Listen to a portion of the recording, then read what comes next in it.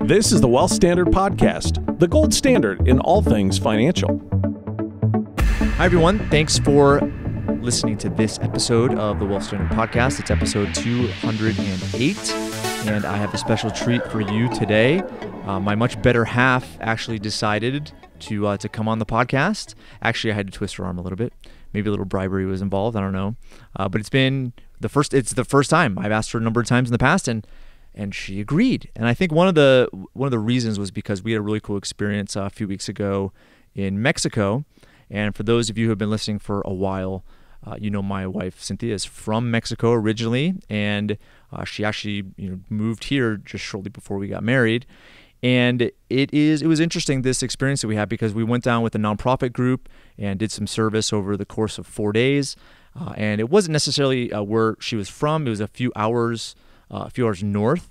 But nonetheless, it was really interesting to experience the culture from a different perspective. And we had some great experiences. We were able to volunteer at a medical clinic, at a nursing home or assisted living facility, as well as a few different neighborhoods that there are some kids that are sponsored by this nonprofit. Anyway, Cynthia and I go through just really a lot of the mindset associated with Mexico, as well as the socioeconomic class there, and why people stay in ruts and what it takes to get out of ruts. And so it's pretty enlightening. And she was probably an awesome guest to have for this specific topic. And so I know you're going to enjoy. And we actually did a video of this. So if you guys want to head over to our YouTube channel, it's youtube.com/Paradigm Life. Then you'll be able to see the both of us. And so hope you guys enjoy. Check out the show notes too, because we have some resources there that you're definitely going to want to check out. One is a specific article that relates to the topic at hand. So you guys are going to enjoy that. All right, without further ado, let's get to the interview. Okay, so you guys are in for a big treat today. I think you're a legend. You're a legend and you're a celebrity by now, because you're mentioned quite often. Wow. on the podcast, and now you're here, like in the flesh.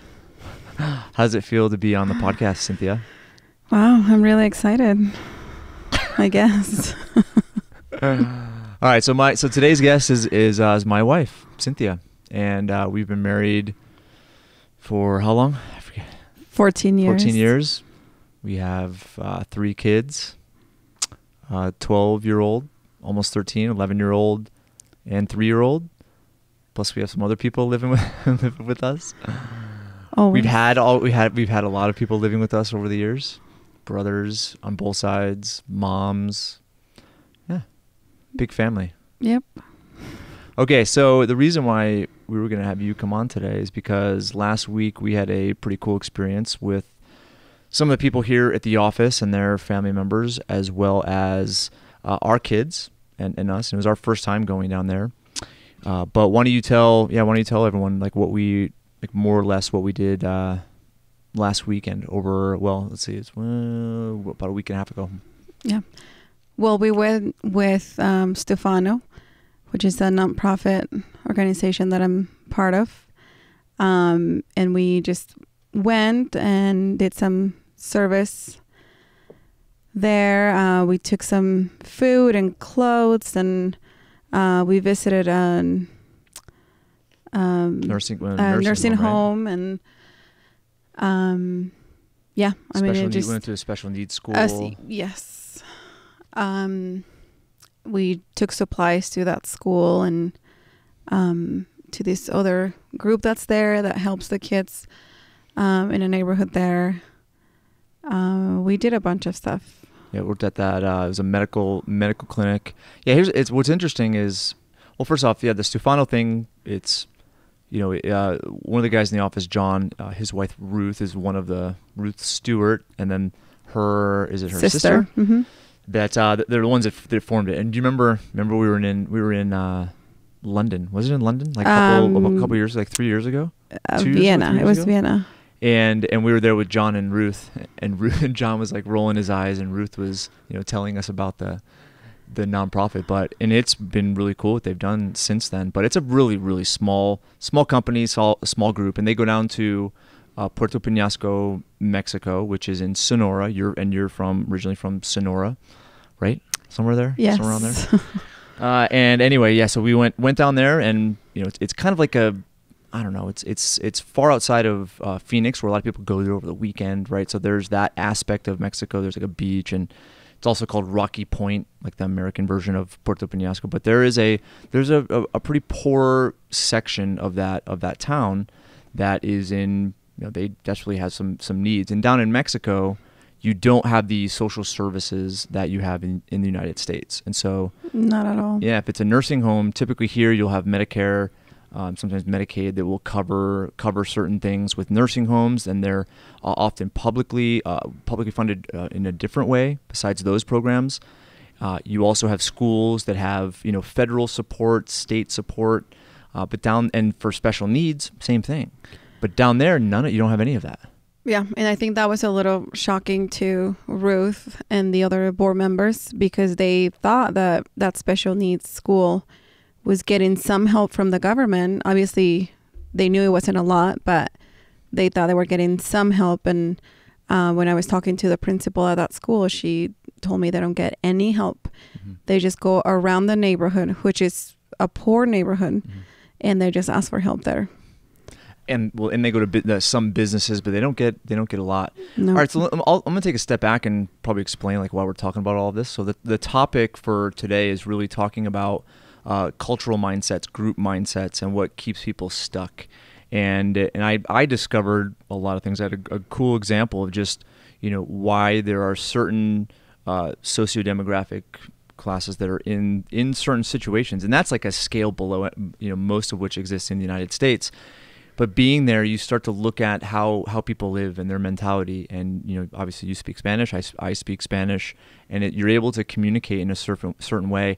And I had some realizations this go around because of Stefano, because of that group and what they were doing, and then their interaction with everyone down there. And this is not the first time they've done it. They've done it, 3 or 4 times or more, actually more. More, yeah. Before the actual... before they started the organization, they were already making trips there. And they were going helping. on vacation, and then mm-hmm. doing service as well. And it was really understanding the language barrier, where you have Ruth and everyone that went down there. I think we had 15 people or something like that this time, 16. Yeah. And what their motivations were, what they were trying to do, and the people that we were serving, right, had really no idea of that. So anyway, we're going to get into that and talk really how it relates to just behavior in general. And I would say that relates to business, it relates to investment, it relates to how you conduct your life, and what keeps you in a certain situation and what breaks you out of it. So that's why we're going to kind of get into this as the example, because we had a really cool conversation on the drive from Puerto Peñasco to Phoenix Airport that I want to kind of pick your brain on, because you came from that scenario. I mean, you grew up in some pretty harsh circumstances, and even though you were younger, like, you understand the mentality. And a lot of your family is in that situation. Yeah. So it's the mentality and what keeps people stuck there, and why they won't break out of it. So I want to just kind of pick your brain and see really if there are some general human things that relate to pretty much everybody that keeps them in certain situations and really not able to get out of them. So that's the reason why we're going through all this today. But it should be a cool conversation, right? So let's go ahead and just talk about really where. So we went through this whole this experience, right? Our kid, Hannah and Megan were down there. They were able to participate in a lot of what we were doing. I think they had a pretty good experience. And there were other. I think there's another girl her age, but a lot of the kids that Stefano sponsors, they sponsor like some tuition for private school for some of the kids in these bad neighborhoods, and so there's lots of kids around, right? And what was really cool is that the 2 different neighborhoods. What they would do is when they were doing some service and they were taking food and so forth, they would go and get some of the kids in one neighborhood and help them, really perform some service in the other neighborhood, right? So it was really interesting. But, we were really good experience, and then we're coming back, and then you posed a pretty interesting question. So why don't you kind of walk us through that?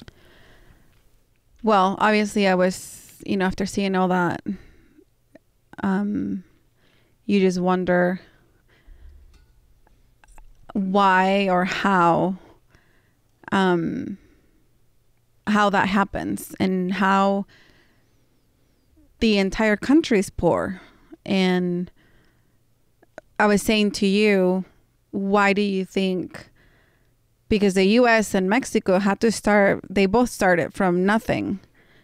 And so I was just wondering how these countries started, and it progressed, it's really successful, and even the poorest person in the US does not compare to a poor person in Mexico. And I was wondering why Mexico started, and there's all these differences, and why it seems like it just never really prospered. Yep. That was a good question, right? And I think that's one thing that, when you see the polarity, when you see two sides of, in this case, a socioeconomic perspective, right? You see super poor, and some, one of the neighborhoods was built on top of like the land was donated by a wealthy person, and it was built on top of a landfill, right? So they had an old landfill there, and they put a bunch of soil and sand, and then put houses on top of it, and there's no sewer system. Anyway, it was one of those things where I think people were congregating along a railway, and they moved that that little community over into this new community. And there's some cinder block homes. There's trash everywhere because there's a landfill, and then they also had these very kind of makeshift homes there. So you had people in very impoverished conditions. So, and I thought it was a great question. So, one of the things we talked about is, you look at the United States, and it's not perfect by any means. I mean, we have our issues, but comparatively speaking, like, we're doing better than most in a lot of instances, even though we still have some pretty big issues. But you look at really how the country formed, right? And we're not going to get into a history lesson right now, but the founding fathers really they understood and studied civilizations of the past, more of the civilizations that fell, which most did, and why they fell. And there were certain elements of each of those civilizations and governments that were good, and then there were elements that were bad, which is the reason why they collapsed. And you can look at Rome, or anyway, there's so many different empires that fit that bill. And so really, as the founding fathers got together, they really tried to collaborate, and they took a lot of elements of different governments of the past, put them together to become a democratic republic, and having different branches of government, having different democratic processes associated with electing officials. I mean, all of that. And I would say that that's important, right? Because laws and rules are important. It's what keeps people on certain paths, right? And one of the examples that we heard about there, and I'm still kind of suspect on this one, I'm not entirely sure, but there's a law that one of the translators that was that helped the group last year and the year before, Javier, like he said that there was a rule in Puerto Peñasco, if you hire somebody for, I think it was like 90 days or 2 months, 2 months, okay, 2 months, that like you couldn't fire them without big penalties. So in essence, like those type of laws, even if it's not true, whatever, but if it is true, those type of laws, like anybody can do, they can be complacent, they can be unprofitable for the business owner. It's not going to help a business, right? And people are going to be more reluctant to hire people too. So it's one of those things where laws are important, but really a democratic republic allows you to, create laws, and then obviously the Constitution, Declaration of Independence are the principles by which those laws are made. So anyway, we're not going to get into a lot of that. So that's an element of it, but so I think rules, laws, and values and principles are a huge part of it. Now, looking at Mexico, I don't know enough to talk about the Mexican history and how their government was created. All I know and all you know is what exists right now. Mm-hmm. So what we'll do is let's kind of take that aside. But I think if you really want to learn more about that, I was thinking about an experience I had several years ago in Belize. And I went down there to look at a real estate development with the real estate guys. And they had an economist that works with the Cato Institute. His name's Richard Rahn. He's the pirate economist. Like, he has an eye patch. I'm not sure what the backstory is with the eye patch, but he's called I don't know if he's called the pirate economist, but that's how I refer to him as. Oh, that's terrible. All right, but anyway, the Cato Institute is, it's a kind of a think tank type of institution in Washington, D.C., and it has, really a lot of influence and lobby power with with Congress and with other elected officials there, and they try to really, influence with, a principle free market based perspective, laws and initiatives and programs and so forth. So Richard Rahn, he was down in Belize because he was consulting with the country of Belize because they were looking at their monetary system, their banking system, and right now, it pegs to the dollar, the currency of Belize.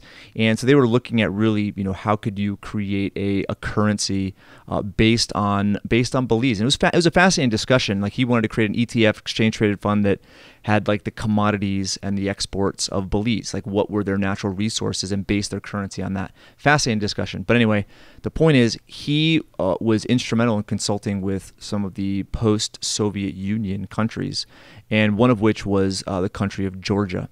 And Georgia, obviously, we have Georgia in the United States, peach country, right? But there's a country of Georgia that's in Europe. It's right on the ocean.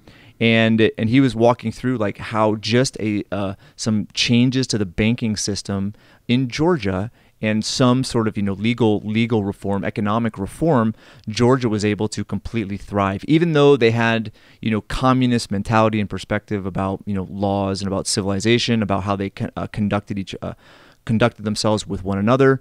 They still they had that perspective, but yet even just the economic laws allowed them to build businesses. It had other businesses want to come in and invest there. Like right now, not many people want to go invest in Mexico, right? Because there's uncertainty associated with a lot of different things. I mean, what business would want to go to Mexico if you had to like hold a person after 2 months for indefinitely without a big penalty? Like no business would do that. It doesn't make any sense, right? Because then like people don't have to show up and they did this, right? So it's one of those things where, it prevents. I understand why laws like that are created, so it gives people a job, but it doesn't help in the long-term side of things, right? So really, if you look at, Georgia and what it's done, there's lots of, international hotels there from international brands.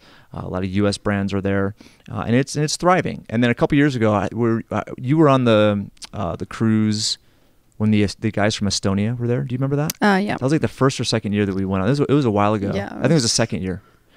And that was when Kiyosaki was on the first time, and they came. But there were these guys, big Rich Dad fans. They came from Estonia, which is also a post-Soviet Union country, and it's proof that like within that younger people, there's this desire to thrive. There's a desire to get out of the circumstances that they were raised in.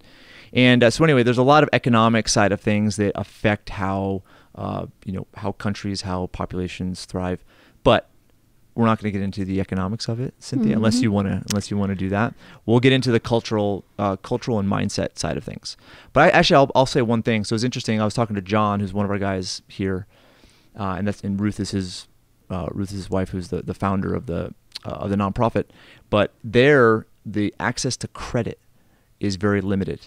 So not many people can borrow money. And if you borrow, you're borrowing it at like insanely high interest rates. Yes, it's really hard. Yeah, so it prevents people from starting a business or prevents them from going to school where there's not that access to good credit. And so I found that's another very interesting thing, because if you look at the United States, now again, credit has got us into a lot of trouble, really big trouble, but looking at credit and the ability to lend without, what's going on right now, which is the fractional lending system and the derivative market, that's just totally exacerbated things. But looking at really the access to credit and being able to take money and pay it back later with interest, people are able to really start businesses and start, commerce. And our next door neighbors, Don and Nancy, they do a micro lending program, and they consult with, countries around the world, right, to give them little micro loans, not like, tens of thousands, hundreds of thousands, millions of dollars. It's more of like, $50 here, $20 here, $100 here, right? Where, people can go and buy crops and then go and sell them at market, or they can, start a cell phone business or a jewelry business or whatever. Mm-hmm. But anyway, so access to credit is really important, but we're going to get into the culture and mindset too. All right. So looking at Mexico, you grew up there. Like what would you guess? Looking at the impoverished situation of those two communities that we were in, like what are some, not all, but what are they thinking? Like what are they, they wake up in the morning and how they conduct their day. I know that this is, different. You've been in the U.S. now for 15 years. Yeah. So how, and this would be cool. This would be a cool conversation with us, because we met in the United States, but you were visiting here, like you were still living in Mexico, and you had a complete cultural change. So I think it'll affect this conversation because, it wasn't easy for you. It wasn't easy for us the first couple of years, right? The cultural differences were like insane, but then you kind of, progressed through the mentality and had big shifts. So looking at, again, your perspective on how they wake up in the morning and how they go about conducting themselves, what are their motivations? Like maybe comment on that a little bit. Well, I think it's really, especially coming just from this neighborhood where we were last week, they're just so poor that there's really, and I mean, we were talking about this before, they're there. It's a bunch of people and they all think the same. And so it's really hard for them to get out of that. But I mean, I was actually, when we were driving around, I was actually thinking how sad of a life they have, because they get up in the morning and they're just thinking, okay, I have no job. I was talking to some kids and they stopped going to school because they don't have money for the bus. Because the bus doesn't go to school. There's no public system that goes out there and picks them up. Yeah. And so they would have to take a cab, and obviously they don't have money for that. So then they just stop going to school. So then it's just, they get up in the morning and they just wonder when they're going to eat, what they're going to eat. And that's it. It's survival. They're on survival mode pretty much. And I mean, it's just, I feel bad when people think that, or we think it's easy. Well, why don't you do this? Why don't you do that? But they don't know what to do. Okay, even if get up, get in the shower, get ready, and go where? Mm-hmm. And how am I going to get there? And these people don't even have water. So they, Yeah, those are really harsh conditions. But I think you said a couple things. Here, keep going. Yeah. No, I mean, I forgot what I was going to say, but just they, it's really easy for us to say, you can do this, you can do that, but it's not that they don't want to prosper. It's just really hard. Mm-hmm. And most of them don't know that they can live differently. Well, I think one thing you hit on it, which is group mentality, right? Where I think we're all driven by those kind of survival instincts, right? Regardless of what, where we're at in life. But I think in that environment, it's like they see everybody else, like they walk outside the door, and then there's... They all do the same. They all do the same thing, right? And they're in the same conditions. And so what's the motivation there? It's survival, right? And I think if you look through, Maslow's hierarchy of needs, I mean, your basic needs, like if you're focused on like feeding yourself and having shelter, right? You're not really concerned with like entrepreneurial things or going to get a job or getting more education. Like if you can't even survive. And so what's interesting is, I mean, that is where I think with Stefano, like they want to help in that regard. And that's what's interesting is that the mentality of people there isn't like this, esoteric, I'm going to, I can do amazing things with my life, right? It's basically, I need to feed my family. Like I need to feed myself, right? Mm-hmm. To survive. And that's where I think it's interesting is like as a group, and we'll get through like, in a second, just like how people can get out of those circumstances and what our plan or what Stefano's plan is. But in the end, it's one of those like people get stuck. And a lot of it is because, as you said, they don't know another way, right? They don't know what it is. We do, right? We have a different perspective. They don't, right? And that's where it's like if they don't know what's in store for them, they're never going to be motivated to change, right? Because it's like there's no reward that they see down the road. Yeah, and I mean, and I don't think that's only there. I mean, I think it's the same thing with us.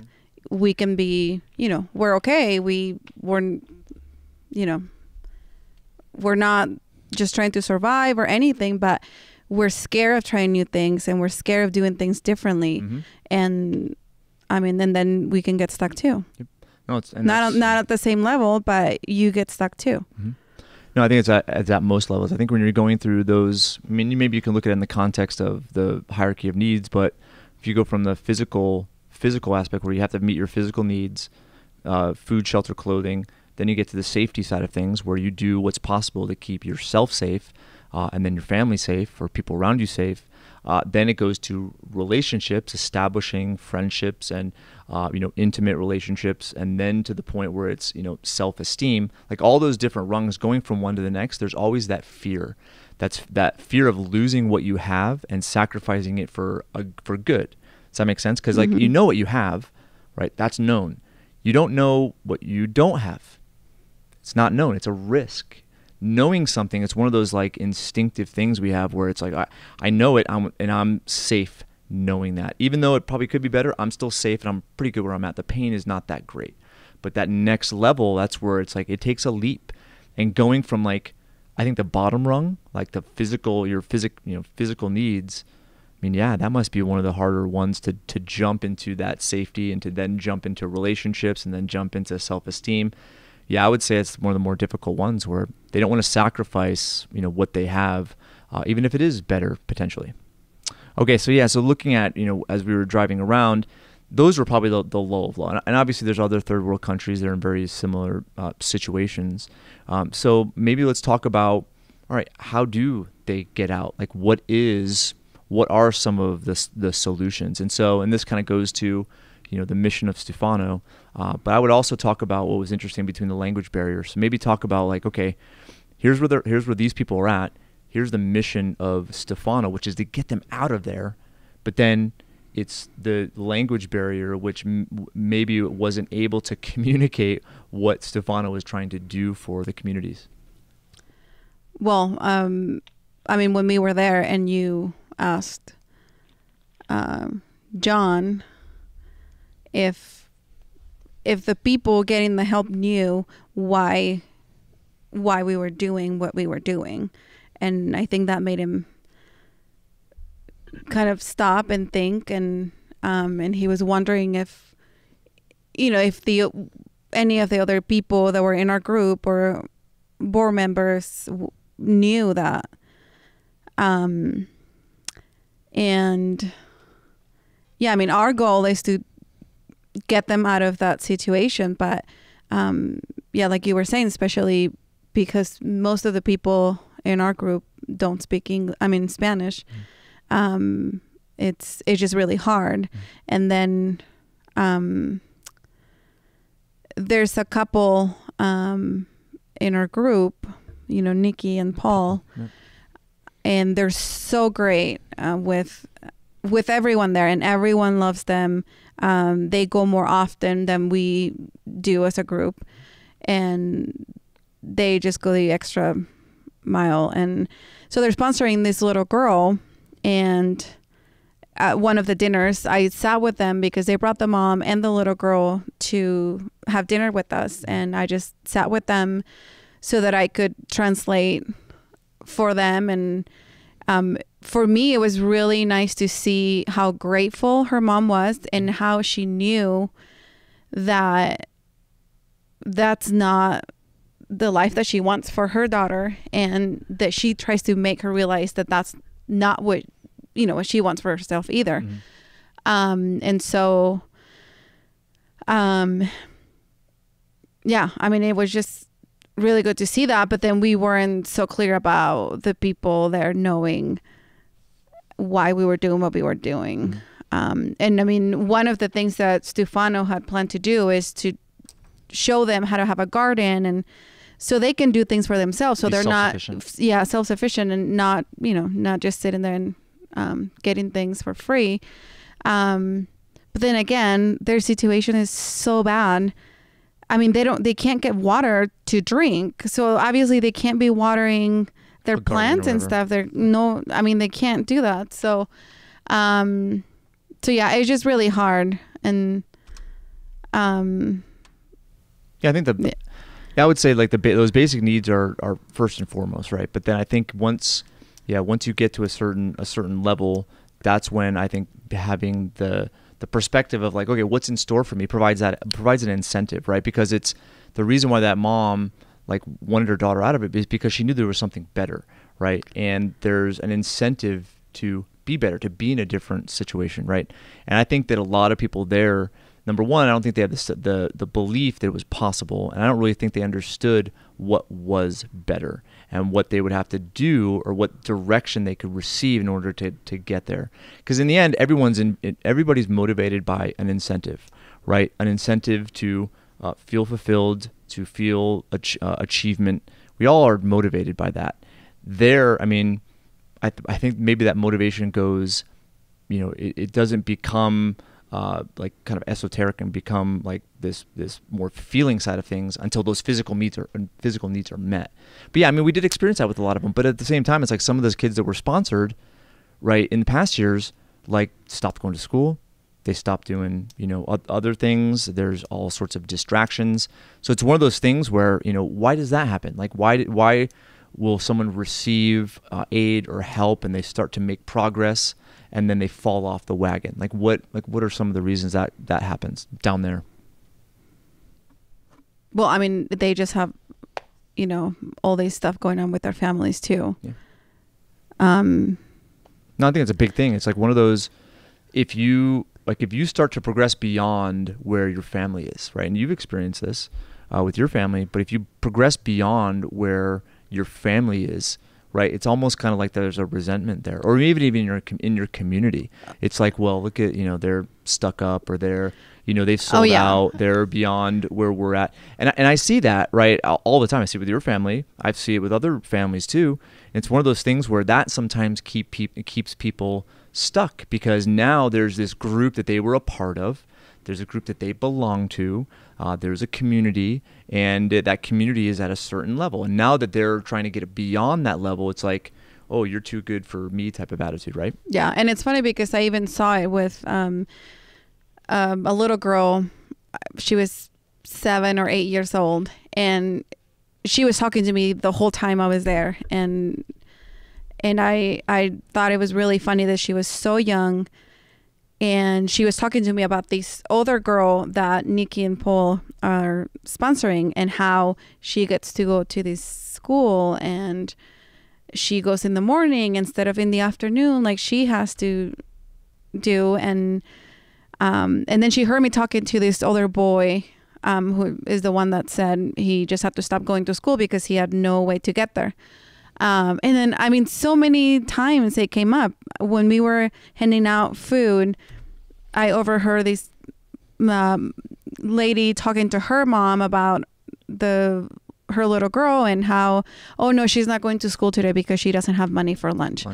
It's crazy. But this little girl heard me talking to the boy about, how he's not going to school because he can't get there, and I said, find a way. There's this group over here. There's another group in Puerto Peñasco that helps kids a lot, and the people that are sponsoring kids to go to school right now are doing it through this other group.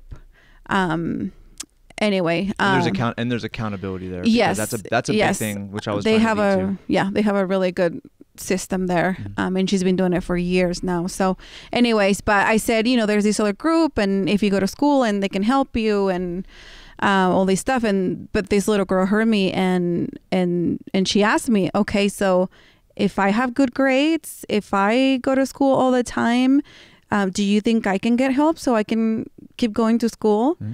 So she was really interested, but at first she was kind of resentful towards this other little girl that was already doing that, that was already getting help and going to this better school. And I just thought it was really interesting. And, but yeah, there's always going to be that. And I think what happens with the older boys, and, John and Ruth were telling us about these older boys that they were trying to help, but then they stopped going to school. And so I think as they get older, then the other kids who are maybe jealous, just resentful, or whatever it is, they start making fun of them. Mm-hmm. So that somehow they make them think that them doing those things, it's stupid. Mm-hmm. And also telling them that there's no way they're going to get out of there, mm-hmm. that there's no way they're going to make some progress. And so so they just stop. Yeah. And I think that's oftentimes you see that again. It comes down to that, that group mentality, the herd mentality. The bigger the group, the more you're going to face that, and the stronger it is. Because I think because of our natural desire to be part of a community, to have relationships, like we don't want to be the odd one. We don't want to be the stupid one or the geek or the so it's one of those things where we don't want to stand out. But at the same time, that's exactly what holds people back. So it's one of those like catch-22s. Like we're naturally driven, and this may not, I think people are like, well, how do I relate to this? Most people listen to podcasts are not in those situations, but it's identical regardless of going from one step to another. I think as you're going through with whether it's your business or whether it's your personal life or whether it's your financials and whatever, it's everybody faces a very similar dynamic as you want to get to that next level. Because right now, the level that you are at, I would say a lot of the people you hang out with, the group that you're associated with, is in the very same situation. And so looking at getting to that next level, you're not going to have those same associations most likely unless everybody goes together, which is not often the case, rarely the case. So here it's one of those things where those conditions are so dire that it's the kids are even being exposed to ridicule, even though they want to make steps, and nobody wants to be the odd person. They don't want to be the stupid one. So again, what can be done? This goes to Stefano's mission, but it goes to just other organizations as well. And I think we're hitting on a lot of it, which is, I would say the kids need to understand these principles, these values, and also I think they need to understand the purpose behind why this group or others are doing what they're doing. They're not doing it out of obligation. They're doing it out of, listen, here's another way. Here's a better way. You don't have to be here your entire life. You can be there. Here's some things to help with the situation, but it's not to just, perpetuate what you already have, right? And stay in that same stuck position. It's to enable you to get to that next level so you can pay it forward and pass it on, right? And so that's what, with Stefano, what they're trying to do with children, maybe explain why they're with kids and how kids are starting to use technology and be plugged into, what's going on in the world, how that may help them see wow, I don't have to be in that area. So what are kids like? What do you think kids there? Some of them have phones. The internet's more prevalent. I know that Paul was talking about putting a mesh network or whatever of just internet there, not for kids to go on Facebook and play games. Well, maybe it's some of that, but it's also to really be able to see outside of that community so they can see something greater. What do you think that is going to help with kids who are there and maybe have the motivation to, do something different in order to get to that different outcome? Well, I think just seeing different stuff is going to help them. I think just having access to these things that they didn't before, this other group that's there, and they have computers set up for them to come and do their homework. And I remember that. I wasn't as poor as these kids, but for me, doing homework or trying to print something, it was so hard because not everyone has a computer at home or a printer or internet. And so yeah, I think obviously that helping with school because they're going and doing their homework there, but also getting on social media and just seeing what's going on in the world and just seeing how other people live and how they do things. I think if you spark that little, just in their head and, oh, they have that. How do they get that? And I think that's what helps them get out of where they're at. Yeah.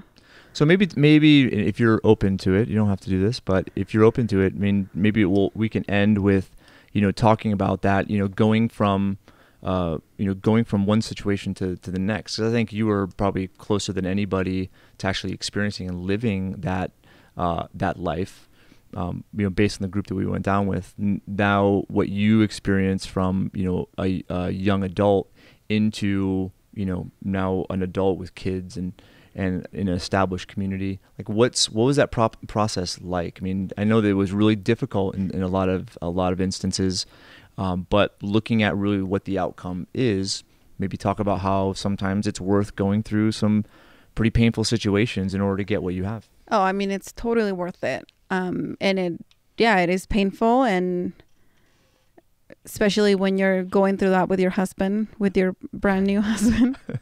But yeah, I mean, I think coming from Mexico and not speaking English and living with you with a totally different mentality as my dad or anyone in my family. Any of your family, yeah.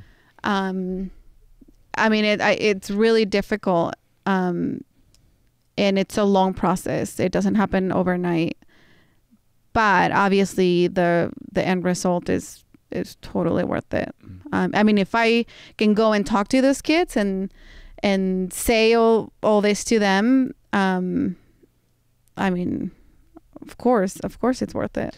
And that's where I would say, and they're not all going to go like find an American husband, right? It's not one of the or wife. It's one of those just seeing life differently. I saw life differently, right? And there's the accountability there where, and I was kind of probably a jackass more than I've matured since. I'm still in the process of doing that, I guess. But it was one of those things where I knew it was possible for you. I knew what the outcome would be. You didn't, right? Because you had never experienced it. I did. And looking at the accountability side of things, that's where the challenge is. Because if there's no accountability, then you're going to face a painful situation and not do anything. And that's where most people just, stay stuck. So, instances where it was like, I think what was one thing I used to do that was horrible, that I would just like, when you wanted to order food at a restaurant or whatever, I'd just like, turn the other way to make you like order for yourself. I know. And it was so embarrassing.